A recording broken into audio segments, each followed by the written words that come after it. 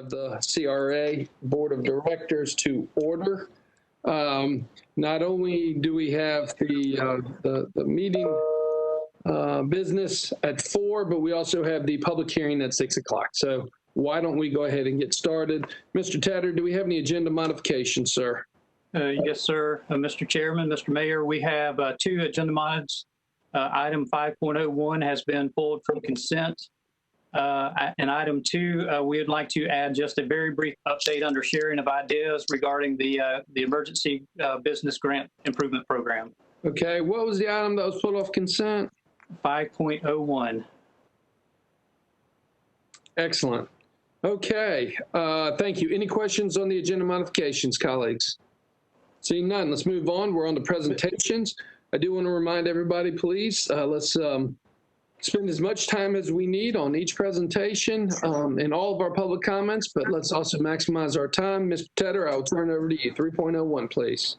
Okay, our first presentation was intended to be the chair of the Citizen Advisory Committee meeting for the Greater Frenchtown Southside District. I do not see her online at this moment. Katrina's not on? Okay. So with that, let's move into our second presentation, which is item 3.02. This is the Orange Avenue Apartment Redevelopment Update, and we have Brenda Williams from the Tallahassee Housing Association and Mr. Joseph Earp from the Affordable Housing Consulting, LLC. So I think Joe's going to lead off unless Brenda wants to have some introduction comments. Thank you, Brenda. Joseph, thank you for joining us. The floor is yours. Alrighty, how do I share this document or the presentation, Wayne? Melissa will give you the share screen. Alrighty. You see a tab that you can share? I do. Perfect. Good afternoon, Mayor, Commissioners. Thank you for allowing us to update you on Phase 1 of Orange Avenue's redevelopment.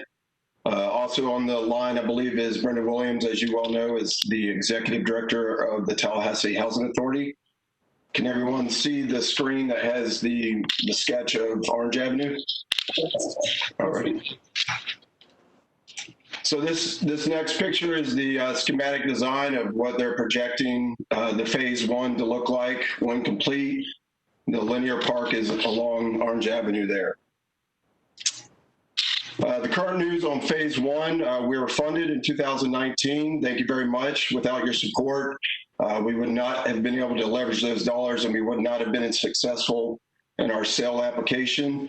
The CRA in 2019 committed $1 million, and the city committed $300,000, with a total development cost of approximately $25 million. Phase 1 will consist of 130 units for the family demographic. We currently anticipate a closing early in the second quarter of 2021 with a 14-month construction time period with a late construction completion in late second quarter of 2022. We currently have our demo dispo application into HUD at the state level right now. It'll go on to the federal level after that. Once we do have full approval, we will then put out our 90-day relocation letters. And then we anticipate relocation of Phase 1, which is approximately 55 units, to be complete in late January, early February. We are seeing a little slow time due to the COVID issues.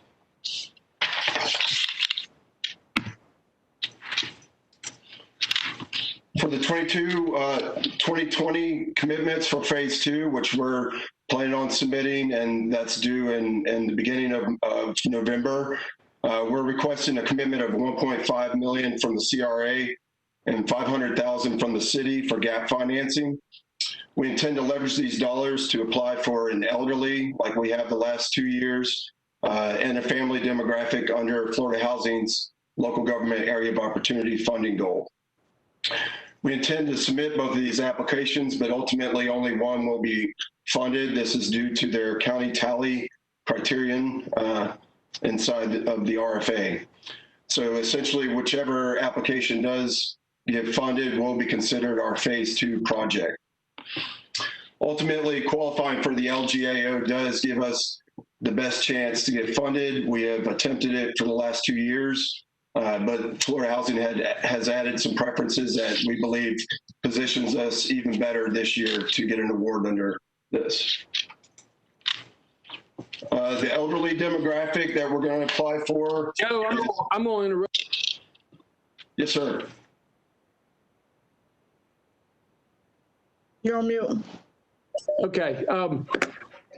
Joe, let's go back to that previous slide. That was a big number, and that's not something that we can, I mean, we can always overcome, but I don't want to just gloss over. You're asking for an additional $2 million from the CRA above and beyond our commitment right now? I just want to make sure I understand this correctly. No, sir. Last year's commitment, it was set in place, and we were awarded under that commitment. So that is a separate commitment. This year, due to inflating construction prices and whatnot, we are, and the Housing Authority happened to put in so much money into the demo and dispo of the property. We are asking for a little bit more this year than we did last year. That is quite a bit more. That's $2 million more. Again, I'm not saying that that's not something that we can, that we can overcome, but that is, okay, I just want to make sure. So you are asking for an additional $2 million above and beyond what we've already committed? For a second phase, yes, sir. Okay. Yes, sir. So for the,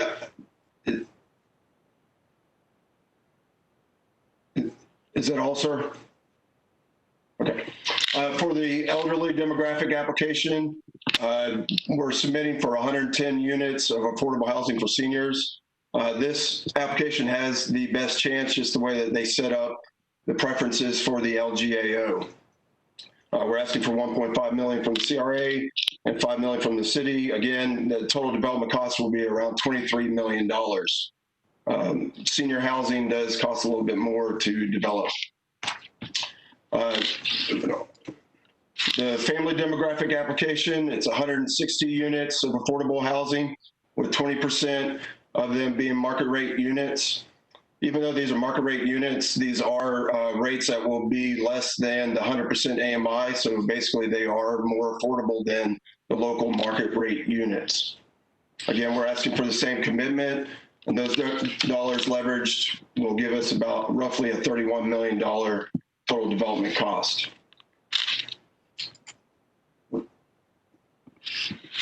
Other bites at the apple, we're also intending to place application under the revitalization goal. So not only are we going for the LGAO goal, but we're also going for the revitalization goal. And then last year, just like last year, when we didn't get funded under that same goal, we rolled those dollars into another RFA, the sale RFA, which we did get funded last year under, due to able to leverage the city and the CRA's dollars to get that award. And that is the end of my presentation.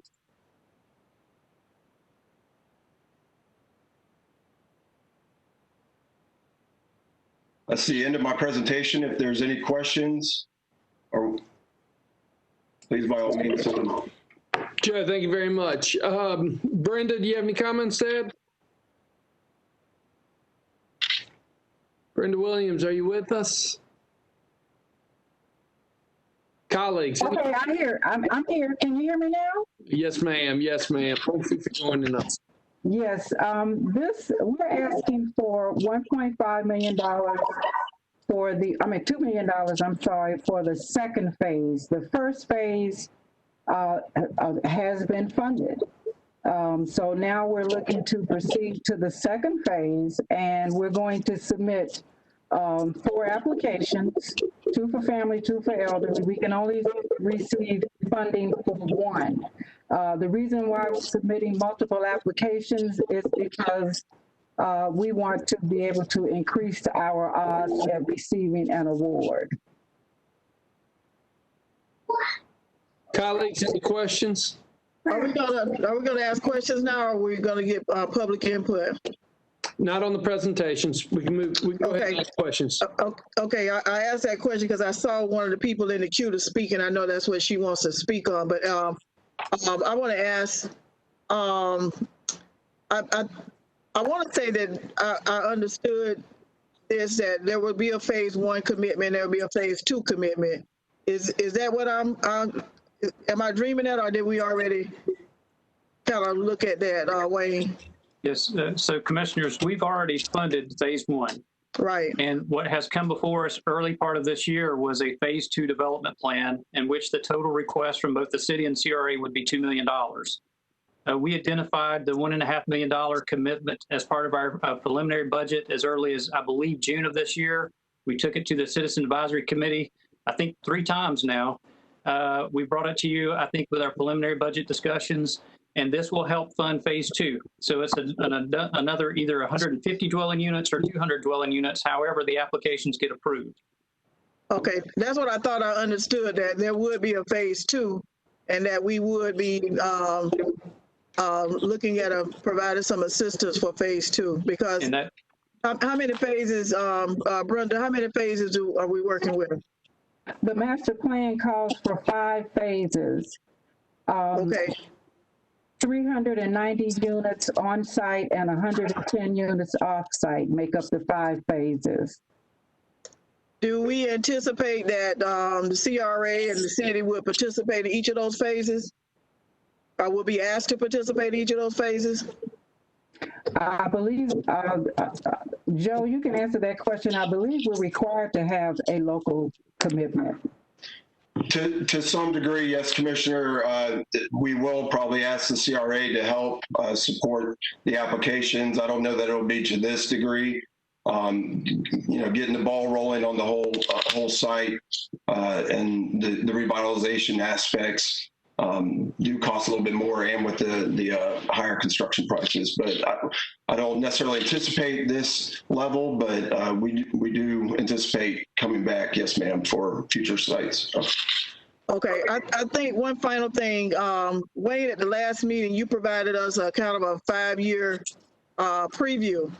And if we're going to be asked to participate in each of these phases, and I don't know how they're going, if it's going to be year by year, but if we are going to be asked to participate, then it would be good to know at what level, how much we're talking about, so it can be put in there so that we can kind of see each year what it is that we're doing, instead of coming back every year piecemealing it. Let's just know what our total commitment is going to be over a period of time.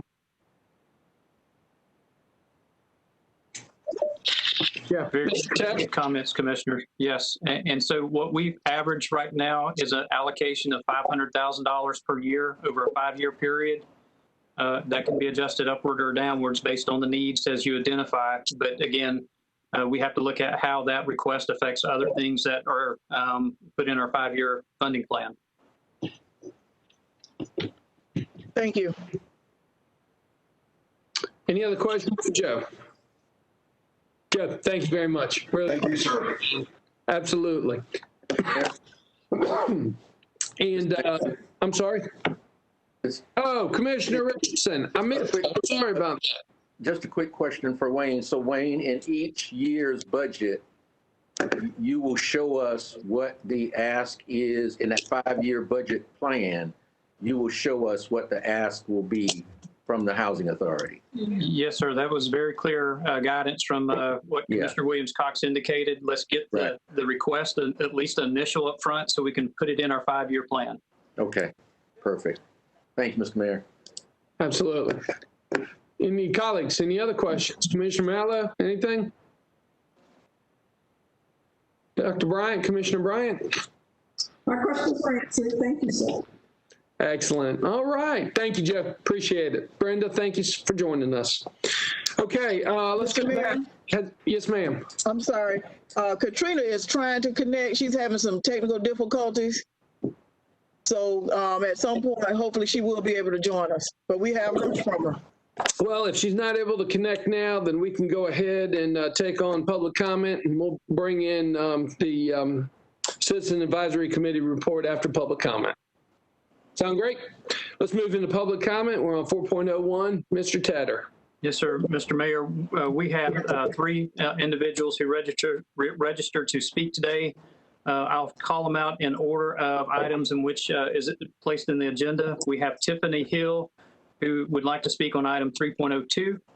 And if Ms. Hill is online, you have 3 minutes to give your comment. State your name and address for the record, please. Ms. Hill, are you with us? Yes, I am. Excellent. Thank you. Hear me? Hi, everybody. Hi, Mayor and Commissioners, everyone that's attending today. I am Hill. My address is 504 Putnam Drive. And my father actually lives in the Orange Avenue apartments. So I am speaking as a daughter, a concerned daughter for her father. So the THA has promised to give current residents first right to return. And also they offer Section 8 vouchers. Yesterday, I actually took a tour of Orange Avenue and went and knocked on doors to see exactly what the citizens understand about the relocation and everything. And so to my disbelief, a lot of them are very confused. They are a little worried about where they're going. They're wondering when they're going to get the Section 8 vouchers because someone actually told them that they were going to be moving in December. And was the 200 subsidized public housing, were those going to be replaced in there? I know they say affordable housing, but affordable housing don't necessarily mean subsidized housing. So we need to make that clear. Also, there needs to be something put out, or the plan for resident anti-displacement and relocation assistance act plan needs to be published. That is according to subpart C under the section 104D of Housing and Community Development Act of 1974. We have not seen any of that yet. People will be displaced. As you know, the housing market is not great. The Housing Authority has a lot of people on their wait list, so there's a concern as where those people are going to go, and are they just going to still sit on the waiting list? The Housing Authority also have had issues in the past. They had to pay back, or still paying back, the government for misuse of housing funds. So you want us to trust the process, but how are we going to trust the process when it seems like nobody's really taking into consideration of the citizens and moving people during a pandemic and in the middle of flu season as well? So, I think that we should look at everything, reconsider stacking people. A lot of people don't want to come back because they say that they don't want to live on top of each other. There is other means of providing housing. Why not think of that? It's COVID-19. It's not going anywhere. Why not be the first in the United States to consider a housing environment where you can develop something that is COVID-19 safe? So, that's just what I have there. As far as my concern for the citizens, they don't understand. They're not, you're not dealing with everybody over there is, there are some people that are disabled physically and mentally. So there's extra care that needs to be taken, and we need to ensure that the Housing Authority is doing due diligence. Some of them didn't want to come back because of management. Management is poor over there. So piss poor management leads to piss poor attitudes of tenants. And having a new building is not going to change anything. Ms. Hill, your time is up. Okay, well, thank you so much for your time. Thank you. Our next speaker, Mr. Tedder. Our second speaker is Mr. Bill Wilson on item 7.01, to be followed by our last speaker, Ms. Geraldine C. Great. Mr. Wilson, thanks for joining us. Your name and address for the record, please.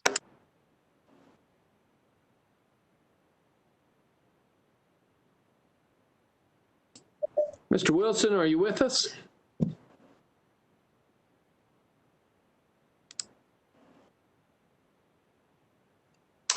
Mayor, he had not received my invitation about 10 minutes ago. I sent him a new one. All righty. Let's go to Dr. Say first, and then we'll come back to Mr. Wilson.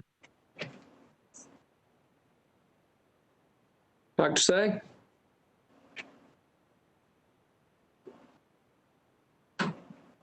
Dr. Say? Just 1 second while I move her to a panelist.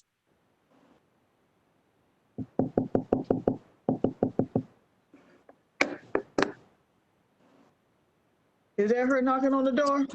That was me drumming my fingers. So sorry. Bill Wilson, Dr. Say. I see Dr. Say now is with us. Yes, thank you. Thank you. Name and address for the record, please. Geraldine C., 2014 Chulinini. Are you saying it's my turn to speak? Yes, ma'am. Okay, I missed that part.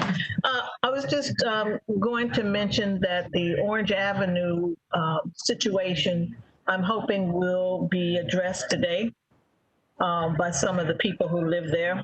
And the other thing is I was happy to see that there's movement going on in Frenchtown and that you have a minority contractor on board. Some of those lots have been identified and it looks as if that's going to move forward fairly quickly. So I thought that was really encouraging and I appreciate it. That's all I have to say today, believe it or not. Thank you. Bill Wilson, have you joined us yet? Bill Wilson. Bill Wilson. What item was Mr. Wilson speaking on, Wayne? Item 7.01. We can pull him in during that time. Yes, please remind me when we get to 7.01. If he is with us at that time, we'll give him the opportunity to speak, okay? Yes, sir. If not, I know he's submitted written comments, correct? Yes, sir. Okay, excellent. So do we have anyone else in line to speak for public comment? Mr. Tedder, anyone else? No, sir, we do not. Excellent. We're on the consent agenda. 5.01 has been pulled. We will deal with that for a second. Is there a motion for 5.02 and 5.03 on the consent agenda? Move acceptance of the consent agenda amended, Mr. Mayor. Thank you, Commissioner Richardson. Commissioner Richardson moves consent agenda, seconded by the Mayor Pro Tem. All those in favor signify by saying aye. Aye. All those opposed? Passes 5-0. We are on item number 5.01. Mr. Tedder.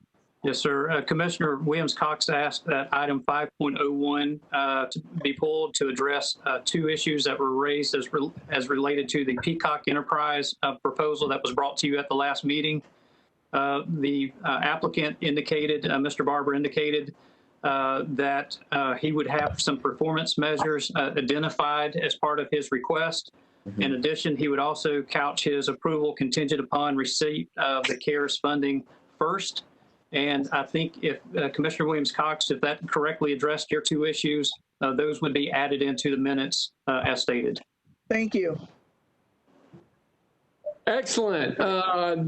Any questions? Mr. Mayor. Yes, sir. So those two issues are not currently in the minutes. I didn't read the minutes. Are those? No, sir. That is what Commissioner Williams-Cox found, that they were not specifically identified in the minutes, and she would ask that the minutes reflect those two comments. Okay, thank you, Mayor Pro Tem. Sharp eye. Yeah. If I just for clarification, in speaking with Mr. Barber at the last meeting, he promised that there would be X number of individuals trained and X number of businesses. And I wanted that in there, and the award was contingent upon them securing Leon CARES funds, and because that was the reason it didn't go through the CAC first, because of the timing of those funds. Okay. Excellent. The Mayor Pro Tem makes a motion for 5.01 approval, seconded by Commissioner Richardson. Mm-hmm. Seeing no further comment, all those in favor signify by saying aye. Aye. All those opposed. Passes unanimously 5-0. We are on item number 7.01. Mr. Tedder. Yes, sir. Item 7.01 is the selection of the Florida developers and the Tallahassee's Lenders Consortium as contractors to build affordable homes in the 6 city-owned lots within the Greater Frenchtown Southside District. Commissioners, you all know that affordable housing has been a priority. You have made that a priority. You've committed to increasing the availability of affordable lots throughout the district. And earlier this year, you approved an initiative to construct affordable housing on 6 city-owned parcels in the Greater Frenchtown Southside District.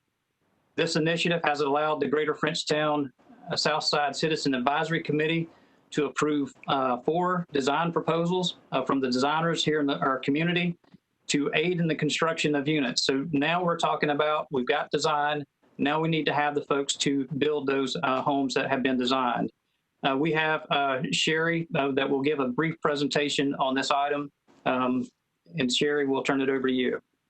Let's have the presentation. Sherry, thanks for joining us, and then we'll see if Mr. Wilson is with us for public comment before we have discussion and action. Yes, sir. Good evening, Mayor and Commissioners. We just have a brief presentation on this item for the selection of Florida Developers and Tallahassee Lenders Consortium as contractors to build affordable homes on the 6 city-owned lots. On July 10th, a formal request for qualifications was released for design and construction services of the affordable homes. 5 contractors responded to that proposal. Those 5 respondents were Big Bend Community Development Corporation, Florida Developers, Inner Harbor, Schumer Capital Corporation, and Tallahassee Lenders Consortium. Big Bend CDC was not evaluated by the evaluation committee due to their application being incomplete. The evaluation committee scored the 4 remaining applications and selected Florida Developers and Tallahassee Lenders Consortium for consideration by the CAC. The CAC on September 14th recommended Florida Developers and TLC as the qualified contractors to build the affordable housing approved designs. The CAC also approved at that time Emerc Engineering as an approved design for the affordable homes. And so in addition to that, we're asking you all to approve the selection of Florida Developers and TLC as the qualified contractor to build the approved affordable homes on the 6 city-owned lots.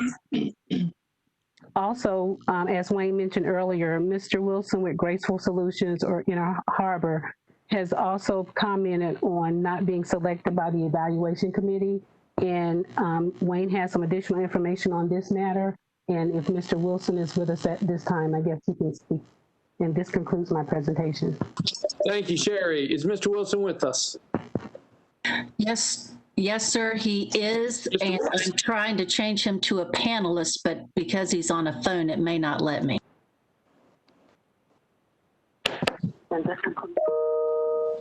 Thank you, Sherry. I am, sir. Mr. Wilson, your name and address for the record, and you have 3 minutes, please. Thanks for joining us.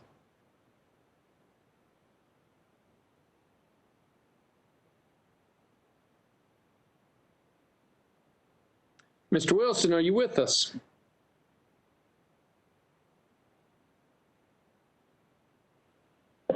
Hello. Mr. Wilson. Hello. Thank you for joining us, Yes. Mr. Wilson. You have your name and address for the record, please, and 3 minutes. My name is Bill Wilson, 1816 Old Fort Drive in Tallahassee. We understood that this selection would also be, we would be able, if we were selected, to build our own designs as long as they were compatible with the neighborhood. And we find nothing in the scoring that would suggest we're not qualified to build these houses. In fact, our score is only like 4 points off of the next highest score, and there's no really rational division between the 2 of our scores to create that cutoff. And the board had indicated when they started this that they wanted as large a group of contractors as possible because this could be expanded to other lots in other parts of the city. And we certainly don't want to be locked out of the potential of that business. We have 3 families that we're working with who are income eligible, who we work with on design. They're mortgage ready, and they're willing to live and interested in living in the bond community. And we think we should be added to this list so this program would be available to us to help those 3 low-income families get new homes.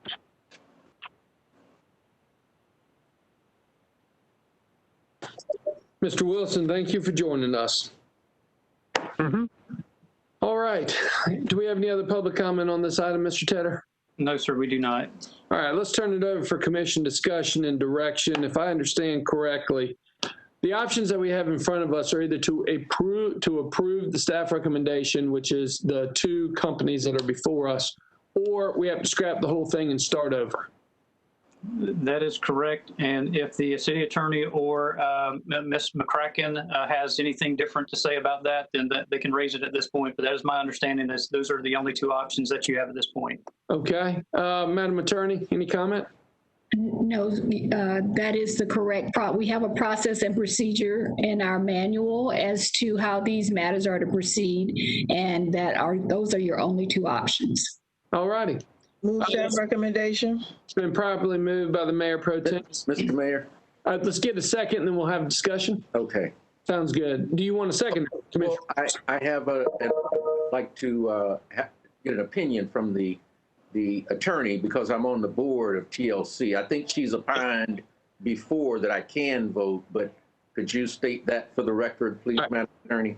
I'll second the motion. We're in the proper formation. You go right ahead, Ms. Jackson, please. That is correct. You do not have a voting conflict simply by sitting on a nonprofit board. Yeah. Okay. Thank you. Commissioner Richardson, thanks for putting that out there. Thank you, Mr. Chair. All right, so there is a motion and a second. Is there any discussion? All right, let me throw some comment in. When we did start down this road, if you remember, my initial comments about a year ago is I was looking forward to trying to include as many companies as we possibly can, especially minority-owned small business companies, through an approved vendor list that would continuously rotate as lots became available. While this is a great start with these two companies, I think that there is plenty of room for other companies to go through the process to be approved. You know, if anything, we're supporting local businesses, we're supporting local work, and it's a great opportunity to kind of spread the opportunity around, if you will. So, Mr. Tedder, we're going to move forward today, and we'll get started with these first two companies, but I would love for you to continuously bring us back other opportunities to get local organizations involved with building as well. Mr. Wilson's organization, I don't see any reason why we can't go back, let them resubmit and work with the attorney's office to make sure we're in the proper legal format. And there's probably other local builders as well that would love to participate in an approved vendor list. Wayne, you know, we've talked about this. My idea is kind of like with the city right now, Cassandra, with the city. Okay, so we have an approved vendor list for, say, property appraisers. So when a job comes up, whoever's at the top of the list gets that job. They go out and they do it. They've already been approved in advance. They've been through our process. They're licensed. They're insured. They're legit. They just happen to be the next business on the list, so they get that job. And then when they finish the job, they go to the bottom, and then it just keeps moving up, and they go to the bottom. I think we've got an incredible opportunity to create a similar type program in regards to affordable housing construction, which is a priority not only of the City Commission, but also of the CRA. Again, concentrating with local builders and minority-owned builders. And so let's start today with this motion so that we don't slow the process of building. But I would love to see us move more in that direction. You know, that's my opinion. My colleagues might have a different opinion. So, Mr. Mayor, I don't necessarily disagree, but I do want to make sure that we're very careful in our bidding process. Florida Statute 287 is very clear and specific on how we do these things. And I want to make sure that whenever we put a solicitation out and we receive bids, that they are evaluated according to the merit. And I know that the purchasing office will work with applicants to make sure the applications are as complete as possible. I don't know if there is anything that prevents a rolling list, but we want to make sure that we don't violate that. We also want to make sure that because this is a CRA district that these houses are being built in, which means that these districts are minority. We want to make sure that these minority firms also have an opportunity to participate in this economic development, because local businesses like Mr. Wilson, as well as the ones that are listed here, will help us meet our economic development goals by using local businesses to do this. And so I'm all for open competition, but we got to also make sure that we have minority participation as we're following the guidelines from OEV and when we select participants. I couldn't agree more, and I hope that was reflected in my comments. Mr. Mayor. Richardson. Thank you, Mr. Mayor. I just have a question as to how this would work. We've got two vendors that have been selected. Are you suggesting that they would do the 6 houses, and then when we start on the 7th, 8th, 9th, that we rebid or ask for another RFQ and everybody submit then an RFQ for, say, the second phase, if that's what we want to call it? Is that what you had in mind? So today we are taking action on 2 vendors, 2 builders, and 6 houses. This is a done deal. Bring a, hard stop. Okay. But I am asking staff once again to please, and if you want to, I thought we had a formal motion a year ago that this should be in the works, but if we need to do it again, we can, to explore all options and bring an item back to the CRA for discussion on how do we move forward after these other 6 houses as well. Okay. Yeah. Okay. Mayor and commissioners, if I could just add to the conversation. So you're right. This is only 6 lots right now that we're talking about. Our analysis indicated that there were only 6 single-family lots available within the entire district that would be qualified for this. One thing that we're working on with our redevelopment investment plan is potentially purchasing other lots that we could come in and use this program on. And if we're successful in finding these vacant lots that we can make available through this program and we can expand it to a larger scope, Mr. Mayor, I think you're absolutely right. It would be a nice problem to have plenty of lots available that we can bring in other contractors as part of this process. Sure. We have a motion on the table that's been seconded. Any further comment? Seeing none. All those in favor signify by saying aye. Aye. All those opposed. Passes unanimously 5-0. We're on item number 7.02, please. Item 7.02 is a request for $50,000 in the Business Facility Improvement Program grant funds for 913 Railroad Avenue. On August 21st, 2020, Blue Dog Investments, LLC, which includes Paul Bradshaw, Sarah S. Bradshaw, and Amy Yandel, submitted a Greater Frenchtown Southside Business Facility Improvement Grant application in the amount of $50,000 for facade and site improvements to the property, which is located at 913 Railroad Avenue. The property is currently vacant and was previously used as Yosti's Hot Dog Cafe, which was excellent, by the way. This portion of the proposed redevelopment phase involves the redevelopment of that former cafe into a new restaurant space and an adjacent courtyard and breezeway for outdoor dining. The total estimated cost of all improvements is $350,000. And Mr. Bradshaw has done an excellent job with the development right behind this. And I think it would only increase what the quality work he's done on the backside with this. So staff is recommending approval. We have Ms. Sheila Williams here to answer any questions if you have it regarding the application process. And I believe Mr. Bradshaw's online if you have any questions about the project itself. Great. So Move approval of staff recommendation, Mr. Mayor. It's been properly moved by Commissioner Richardson, seconded by Commissioner Bryant. Wayne, I was going to ask, do we have any last-minute public comments on this? No, we do not. Excellent. Seeing no further comment, all those in favor signify by saying aye. Aye. Aye. All those opposed? Passes unanimously 5-0. Do we have any other items to come before the Greater Frenchtown Southside District Policy Formation and Direction? No, sir. Moving on to 9.01, both district policy formation and direction. We're on item number 9.01. Commissioners, you asked about 2 to 3 meetings ago for staff to bring back a more formalized process on applications for medium and large size grant applications. Staff has assembled a process. We've gone to the Citizen Advisory Committee twice.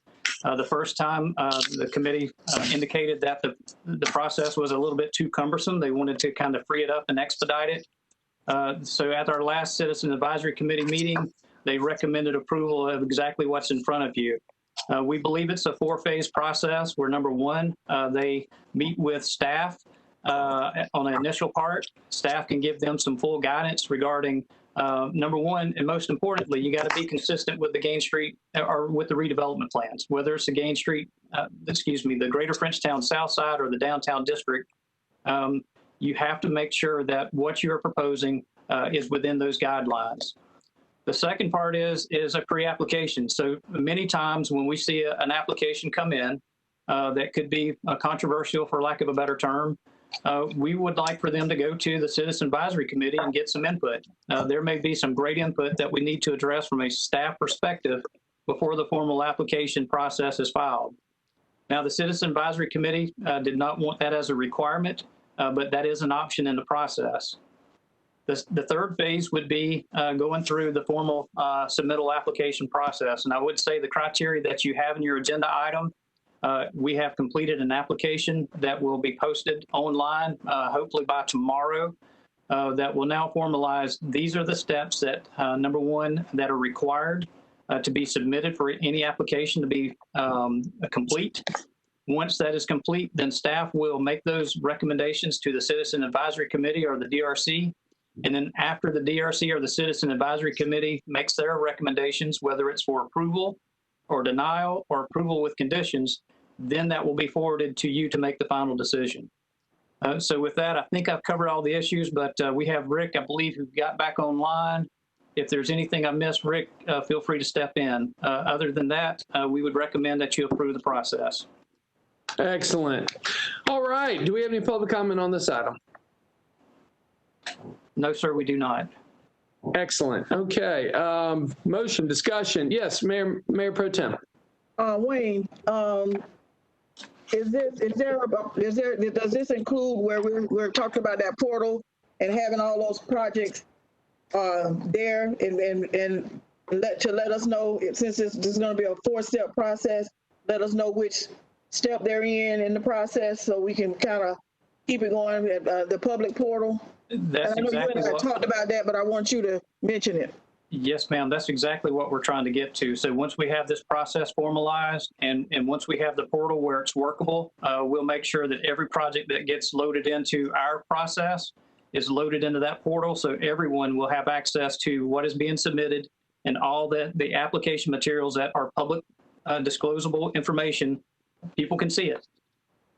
We will also have the ability for folks to register for subscription service, just like we do for rezonings or city commission agendas. If they're interested in what's coming through the CRA, they can subscribe to that portal and make sure they get notice when these applications come in. So that's the goal. We're not quite there on the portal. It's going to take us a little bit, but we're getting there. Okay, and that would be for downtown as well as Greater Frenchtown, Southside.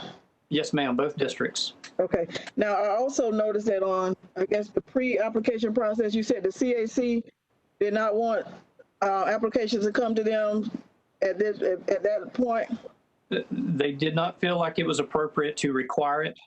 Some applications could, if they meet the criteria, they wanted to move them through as fast as possible.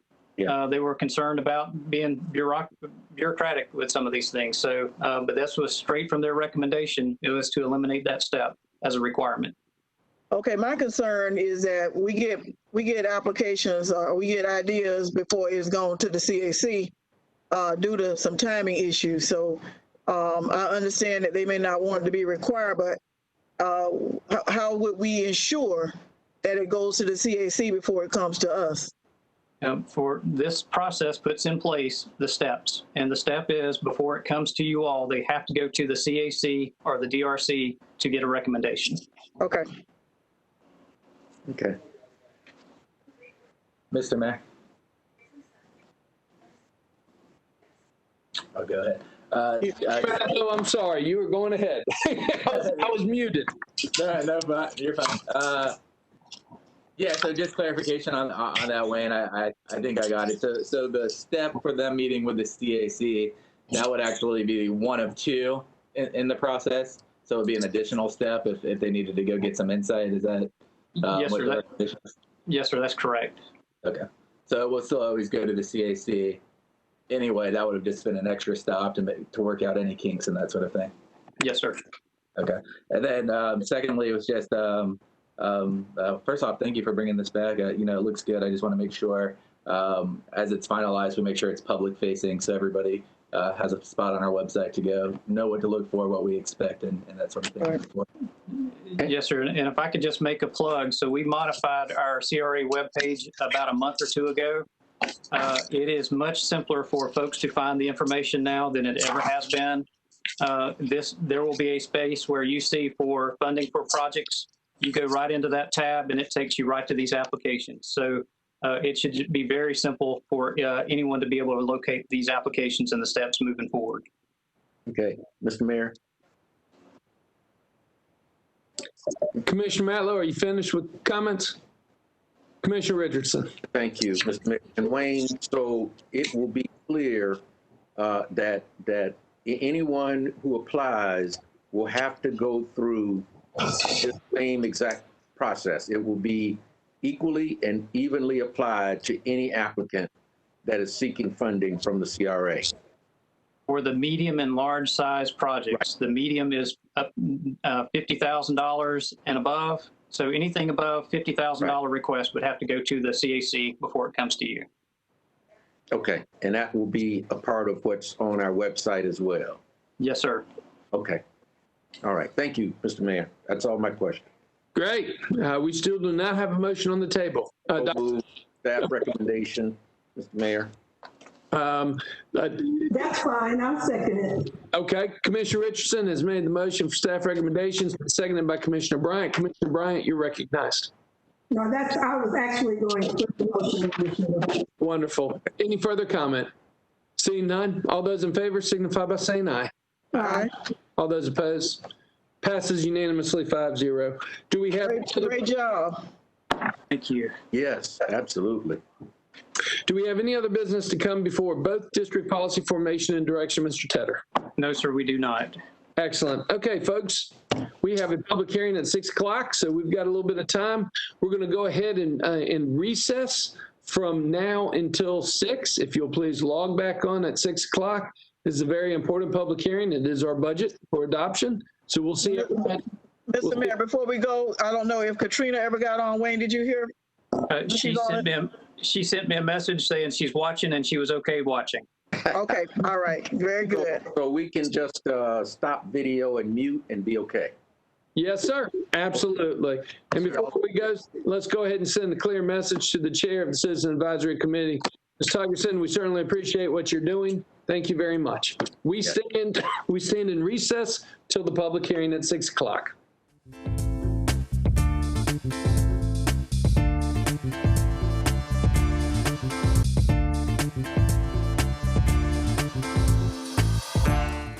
The Community Redevelopment Agency. I apologize for our tardiness. We've had some technical difficulties.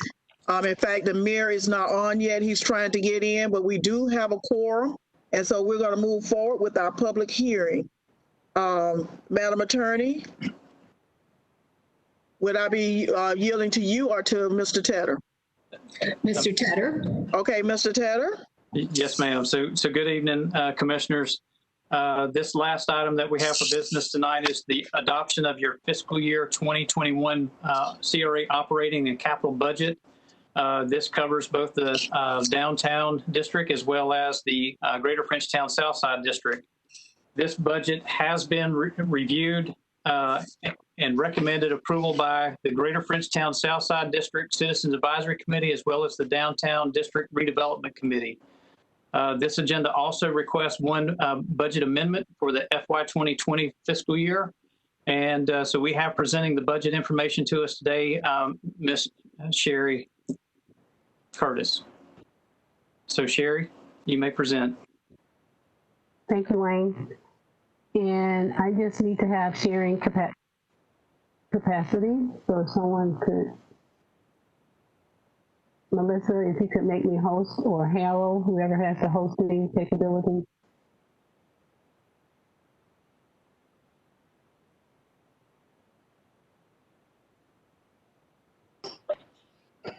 Say that again, Sherry.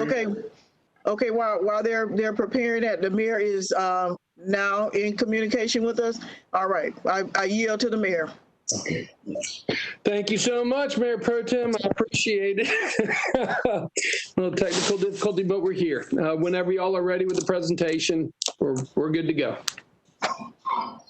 Harold, if you could give me presentation capabilities, please. Okay.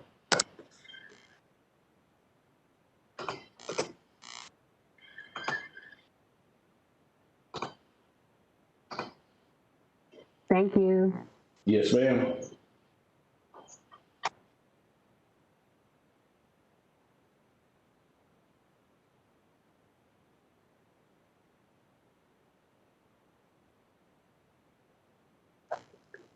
Good evening again, Mayor and Commissioners. I hope you all can see my screen. We are here this evening to present the fiscal year 2021 CRA proposed budget for adoption. On August 27th, we presented the proposed fiscal year 21 budget for review, and the budget we are presenting today is essentially the same with the exception of the following. For the Greater Frenchtown Southside District, the Peacock Enterprise Center was approved for $55,000 at the August 27th meeting. This item was added to the fiscal year 2020 budget where the funds will come from this project. The second change, we are proposing to increase in funds for the fiscal 21 large event funding project from $100,000 to $140,000. Yeah, I got it. Don't forget to mute your line.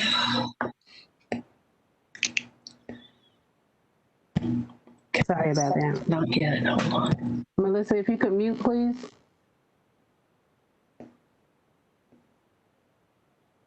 Okay. So the second change in the Greater Frenchtown Southside District, we are proposing an increase in funds for the fiscal year 21 large event grant funding program from $100,000, which you approved back in May, to $140,000. After the program was advertised and the application cycle ended, 5 applications requesting a total of $140,000 scored above the threshold criteria. So staff is requesting an increase in funds from $100,000 to $140,000 to support the 5 applicants. The applications will not be approved until the city allows gatherings for large events. But we want to go ahead and propose a $140,000 increase to support those 5 that scored above the criteria. The next change is an increase in the prior year master funds in the Greater Frenchtown Southside District of $319,200. This is from our uncommitted funds remaining in projects that are being closed out at the end of the fiscal year. And after fiscal year 2020 budget closeout, we may have additional funds in our master project fund dollars that will be added as we close out additional projects once the fiscal year is ended. Additional changes are 2 line items that we added to the Greater Frenchtown Southside budget, and that includes the Neighborhood Partnership Program as well as the Demolition Program. Those programs are being added with a 0 budget line, and because they were funded from our fiscal year 18 dollars, and they still have remaining funds in those programs. The Neighborhood Partnership Grant Program has about $30,000, and the Demolition Program has about $156,000. But we wanted to ensure these programs are included on our budget, so we have included line items for both of those. And when the funds have been exhausted, we can propose additional funds for future programming, for future dollars for those programs. Just so you know, the Neighborhood Partnership Program is administered by the Neighborhood Affairs Division, and the Demolition Program is administered by our Code Enforcement Division. So these are the changes for the Greater Frenchtown Southside District. Now for our downtown, we have 2 changes that took place. First being Impact Food Services Group, LLC, which requested $5,000 for delivery and setup costs for the placement of 5 vending machines that are offering healthy food alternatives in the downtown district. This is a pilot program that will allow Impact Food Services Group to gather data to see how machines can be used in other areas which have limited food options, such as the Greater Frenchtown Southside District. So the funding for this particular program is under the Executive Director's Expenditure Authority, which he has already approved the funding. But because we don't have a standardized program for this proposal, we wanted to present this approval to the board for full transparency purposes. And we did have Sharon James, who's the managing member of Impact Food Services Group, here with us this evening. I don't believe she's still on the call or not, but if she is, if you have any additional questions for her regarding the program, I'm sure she will be more than willing to answer those questions. And the other change for the downtown district is similar to the Frenchtown district with the increase in prior year master fund dollars. We have a balance of $323,884 that we're showing from our prior year master funds. And this is coming from our uncommitted funds that are remaining in projects that we'll be closing out towards the end of the fiscal year. And again, similar to the Greater Frenchtown Southside District, we may see an increase in additional funds as we close out more projects after the fiscal year has closed. So these were just some of the changes that we've seen between the August 27th review of the budget and now. And then we wanted to also continue to go over the same budget that we went over on August 27th, but we want to be able to show you all where the funds are being proposed to be allocated for fiscal year 21, but it's very similar to what you all saw on August the 27th. So for the Greater Frenchtown Southside District, we're still proposing to align the budget expenditures with the priorities of the community. For fiscal year 21, the Greater Frenchtown District revenues are projected to be $9.1 million. After deducting operational expenditures of $547,000, we will have $8.5 million to allocate to capital expenditures, projects, and programs. And you'll see the programs that are highlighted in yellow here on the screen that we're indicating that we're proposing to allocate funds for fiscal year 21. We're proposing to allocate $2.3 million to economic development projects, which is the #1 priority for the Greater Frenchtown Southside District. This includes $300,000 for the BFIP program, Business Facility Improvement Program, and $300,000 for the medium and large capital projects and contingency funds. And then we also have the projects that have already been approved by you all earlier in the year. The Frenchtown Quarter site with $775,000, Soma Walls with $328,500 that we're also included in the fiscal 2021 budget. $1.5 million is being proposed for affordable housing, which impacts poverty. The Tallahassee Housing Authority, Orange Avenue Apartments Phase 2 will use the $1.5 million as a local match for the low-income housing tax credit. That's the presentation that you all heard earlier this evening at our meeting regarding the finance application process. And we also talked about how we would reach out to them for future funding requests that they're looking for the next 3 phases that they'll be doing for that development so that we can incorporate those funds into our future budget within the next 5 years. Because you'll see for fiscal year 22 and 23, we have no funds currently committed to the project, but we do show in 24 and 25. So we will stay in contact and coordinate with Tallahassee Housing Authority and to see what funding requests they may have for the future so that we can incorporate that into our budget for future years. Mr. Mayor, question? Yes, sir. Commissioner Richardson. Sherry, so the 500,000 in fiscal 24 and 25, that's just a placeholder figure right now? Yes, sir. Yes, sir. That is correct. Okay. Thank you. You're welcome. So the quality of life priority area speaks to promoting a healthy community. For fiscal year 21, staff is proposing to allocate $3.6 million to Neighborhood First plans, $2.5 million for the Greater Bond Neighborhood First Plan, and $1.1 million for the Greater Frenchtown Neighborhood First Plan. You'll also notice the $55,000 line item in fiscal year 21 for the Peacock Enterprise Center, which was approved in August. Mr. Mayor. Mayor Pro Tem. Regarding the Peacock Enterprise Center, I know that it is a part of the quality of life, but I am I'm asking, can that be included as a part of the Frenchtown, the Greater Frenchtown Neighborhood First? Because it is in Frenchtown, and I know that they are still working on their plan. I'm assuming we're going to get it soon, but anything that's going on in that Frenchtown area, should that not be a part of the Neighborhood First plan? Is the question I guess I'm driving towards.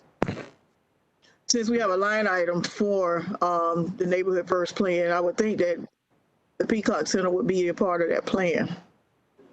Commissioners, if that is your direction, we can modify our budget to reflect the $50,000 coming out of that account, that line item. Well, that is my motion. Wayne, $55,000. Is Sheila here? It's 55,000. Yeah. Okay.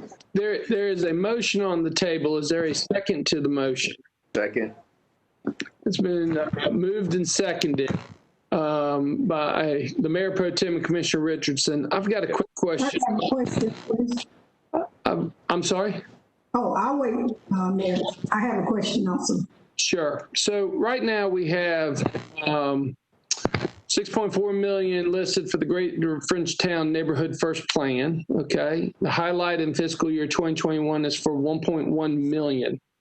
So if I understand this correctly, Wayne, you had an additional 55,000 for the Peacock program facility.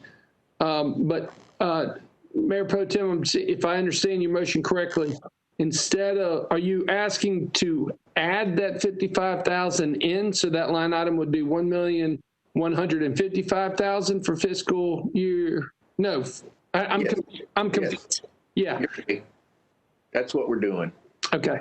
Yeah. We're not taking 55,000 out of that 1.1 million. No. We're rolling the 55,000 into the 1.1, so it would be 1,155,000. Well, actually, Dean, I was thinking that it should come from there, and that 55,000 could be used at another project because this is happening in Frenchtown. You know, when we when we did the Bond neighborhood plan, everything that's happening in Bond comes from that. So in this one, everything that's happening in Frenchtown, I believe, needs to come from that. That just gives us opportunity to have dollars to do some things in some other places. You know, since we have a line item for Frenchtown neighborhood plan. I understand.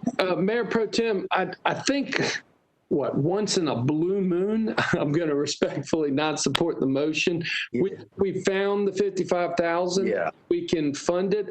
I'm really hesitant about setting a precedent, starting to chip away at that neighborhood first funding. I would love to be able to preserve that 1.1 million for the Greater Frenchtown Neighborhood First program, since the 55,000 has been identified elsewhere. Yeah. Okay. And that was my understanding in seconding the motion, Mr. Mayor, that it would be in addition to. So, I mean, if you want to move the 55,000 in there, so it's 1.155. Yeah. You know, I want to hear what Commissioner Bryant was offering. I'm saying she offering something different. My concern would be that everything that's in the neighborhood first plan, I think, went before the board. It did not before their committee. I would be very hesitant to take any money out of their plan expenditures without it going there. And I understand that this is a separate kind of request that we approved. I don't want to say in the moment, but because of the various constraints. So I think that setting the precedent of spending any money outside of the plan that they have not discussed and included in the plan might not actually, and right now, even the Peacock Enterprise Center, we're still waiting on information even before it can even be used. So I would definitely keep it separated and track it differently. Oh, well, okay, since I don't have the support of the board, I will take that back, but I do want to fire this warning shot that we can't keep having side projects. We need a neighborhood plan project, and so we just need to land the plane on the neighborhood plan. So that we don't have all these side projects that pop up in other places within the district. So I agree. All right. I agree. Okay, Sherry, if you want to keep, Commissioner Mallow, did you have any comment on that issue? No, I concur with all the remarks made so far. Okay. Sherry, if you want to continue, please. Okay. Yes, sir. Our next slide talks about the public infrastructure. Staff is proposing $100,000 for fiscal year 21 for public infrastructure projects such as undergrounding utilities and streetlight upgrades with LED lighting. And that's usually taken care of through our small capital project funds, which allows the executive director expenditure authority of $25,000 or less. To support art, culture, and entertainment opportunities in fiscal year 21, staff is proposing to allocate $190,000 for small and large events once the city is allowing gatherings to occur. This is where we are asking the increase in large event grants from $100,000 to $140,000. And with that, staff is pleased to present a balanced budget for the Greater Frenchtown Southside District with revenues of $9.1 million, personnel and operating expenses of $547,000, contractual commitments of $1.7 million, non-contractual proposed commitments of $4.4 million, pending requests of $1.5 million, leaving funds available for future programming of $870,619. Why don't we move into any public comment that we might have on the, I'm sorry, let me follow the script. I apologize. No problem. So to go into our downtown district, as mentioned earlier at the last budget review meeting, the downtown district is not aligned with strategic priorities, but this is something staff is looking at for the upcoming year for the downtown district. So for the fiscal year 21, revenues for the downtown district are projected to be $13.3 million, with $4 million of that being a loan for the final Cascades public parking garage payment. After deducting operational expenses of $391,000, we will have $12.9 million to allocate to capital expenditures, projects, and programs. And that's what you see highlighted in yellow here. For fiscal year 21, staff is proposing to allocate $9.3 million to capital contractual expenses. Approximately $8.8 million of that is related to the Cascades joint venture development at Cascades Park, which includes $1.7 million in public space and infrastructure expenses, $4 million in garage expenses, $3 million in amphitheater support space, and $200,000 in the historic Memorial Plaza. For non-contractual expenses in the downtown district, it includes property management, promotional and special events, large events, small capital project expenses. Staff is proposing to allocate $242,500 for fiscal year 21. And you'll also notice here that we have the $5,000 that we approved for the Impact Food Services Group in fiscal year 20 budget. So with that, the downtown district has a balanced budget with revenues of $13.3 million, personnel and operating expenses of $391,000, contractual approved commitments of $9.3 million, non-contractual commitments of $242,500, with funds available for future programming of $3.4 million. This concludes my budget presentation, and we are here to answer any questions you may have. Sherry, I certainly do apologize for jumping in too early. Oh, no problem. Okay. Before we get into questions and discussion, let me check first. And by the way, Wayne, are you going to walk me through all the legalese, or Cassandra, will you be walking me through to make sure that everything is done according to law? Mayor, our budget process is much simpler. So all you have to do to approve the budget as presented would be select option 1. So you adopt the resolution for the budget. So it's very, very, very much different than what you've done for the city last night. So the recommended action is actually option 1 and option 2. And you've already disposed of option 2 with your well, you have not disposed it. You will agree with staff's recommendation. Okay, staff recommendation. Excellent. Mr. Tatter, do we have any public comment on the budget?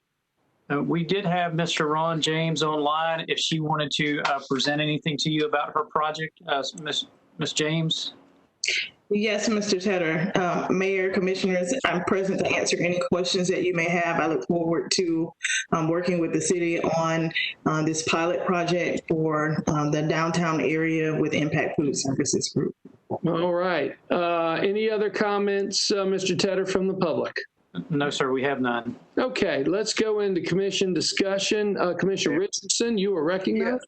Just a very quick question for Sherry. The 200,000, I believe it was, that was allocated fiscal 2020 for the renovations at the Evans, I forgot the name. Chuck and Charles. Chuck and Charles. Yes. Is that going to roll over to 2021? Because I noticed, you know, I'm by there all the time, and I noticed I haven't seen them start the renovations yet. So Go ahead, I'm sorry. 2021? Sir, those funds have been allocated and committed to them for fiscal year 20. So it's going to remain, they have a project set aside for them and those funds will remain there. And we have an agreement with them. So whenever they're ready to get started, those funds will be there. Just want to make sure. Thank you, Sherry. Yes, sir. You're welcome. Excellent. Any other questions or comments? Move options 1 and 2, Mr. Mayor. So Commissioner Richardson has properly recommended staff recommendation of option number 1 and option number 2 for approval of the budget. Is there a second? Second. It's been seconded by Commissioner Bryant. Any further discussion? I want to say, staff, thank you so much. Sherry, Wayne, for a wonderful job putting together a balanced budget. Certainly do look forward to the next year. All those in favor signify by saying aye. Aye. All those opposed. The budget is passed unanimously, 5-0. Is there anything else to come before us at the public hearing, sir? Not for a public hearing. We can move to item number 11, board information and sharing of ideas. Sure. And we did have a modification of the agenda to very briefly give you an update on the emergency business grant loan program. So Melissa Ingram can bring up a slide and introduce that real quickly.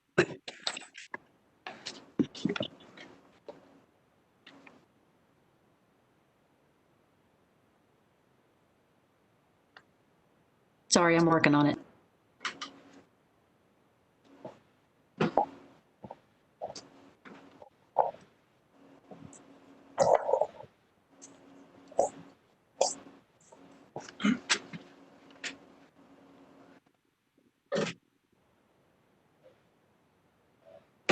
Okay, Melissa, you want to present the information?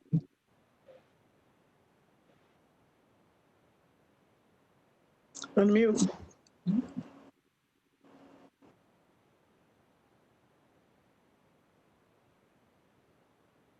Commissioners, let me just go ahead and, while she's trying to get established.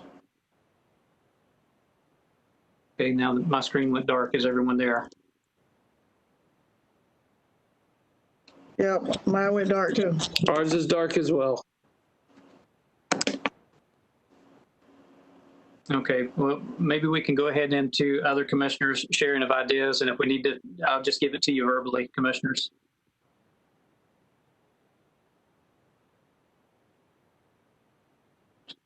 I'm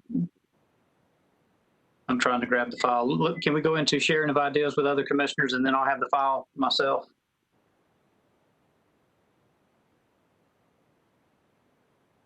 Mayor, can you hear me? You're muted. Oh, okay. Okay, so Mayor and Commissioners, here's just a brief overview. We have distributed $180,000 of the funds that to date. If all funds are expended for the applications we have current, we'd have $36,000 remaining. We have received 148 applications. 90 have been approved. So therefore, we have distributed the $180,000. There are 17 that are under review. About 2 weeks ago, we did another blast of trying to get notice out, and we had another run of applications. We have denied 41. 28 were outside of the CRA district. 4 had received CEDAR grants, and other reasons. There's been 9 denied for other reasons. And so I think what you're seeing now is the very tail end of this. I think it makes sense to just keep this open up for a little while longer as we kind of get a few projects trickling in. And then maybe December we come back to with you with an agenda item to either close it or extend it. And so with that, Sherry, Melissa, if you can unshare the screen. I have a question, Wayne. I know we didn't set a deadline for this, but this is not something that has to be done by September 30th to close out the year? No, ma'am. We have those dollars locked in from fiscal year 20 funds. Okay, thank you. Thank you. Yes, ma'am.